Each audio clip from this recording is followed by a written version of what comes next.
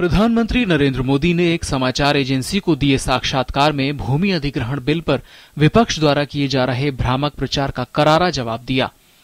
उन्होंने कहा कि विरोधी दल दिन रात ये झूठ फैला रहे हैं कि भूमि अधिग्रहण बिल से बड़े उद्योगपतियों के लिए जमीन ली जाएगी, जबकि ये सरासर झूठ है। प्रधानमंत्री ने कहा कि सच्चाई ये है कि इस बिल से गांव, गरीब और किसानों का ही भला होगा, क्योंकि अधिग्रहित जमीन का इस्तेमाल स्कूल, कॉलेज, अस्पताल और सड़क जैसी स्थायी सुविधाओं के लिए ही किया जाएगा। पीएम ने कहा कि नई सरकार बनने के बाद राज्य सरकारों ने भूमि अधिग्रहण कानून में परिवर्तन का आग्रह किया था, जिसे देखते हुए मौजूदा सरकार ने पिछले कानून में किसान और विकास विरोधी बातों को ठीक करके किसानों के हितों की रक्षा की है।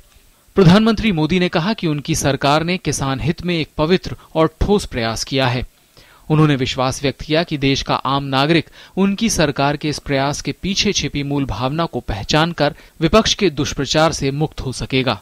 पाकिस्तान को एक अच्छे पड़ोसी के नाते सलाह देते हुए प्रधानमंत्री मोदी ने कहा कि वो हिंसा त्याग कर शांति और अहिंसा का मार्ग अपनाए।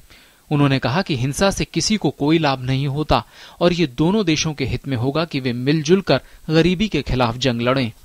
30 वर्षों के बाद पहली बार पूर्ण बहुमत की सरकार बनने पर प्रधानमंत्री ने कहा कि इस उपलब्धि के पीछे करोड़ों देशवासियों का योगदान है। पिछली सरकार में चारों तरफ निराशा का माहौल था और रोज नए घोटाले सामने आते थे। पीएम ने कहा कि 1 साल के कार्यकाल में सरकार पर भ्रष्टाचार का एक भी आरोप नहीं लगा है। विदेशी निवेशकों और विदेशी संस्थाओं का भारत के प्रति नजरिया भी बदल गया है। अपनी सरकार की प्राथमिकताओं पर प्रधानमंत्री ने कहा कि युवाओं को रोजगार देना उनकी सरकार की पहली प्राथमिकता है।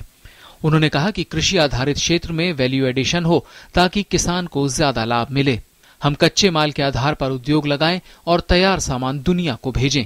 इससे देश के नौजवानों को रोजगार मिलेगा। Bureau report, DD news.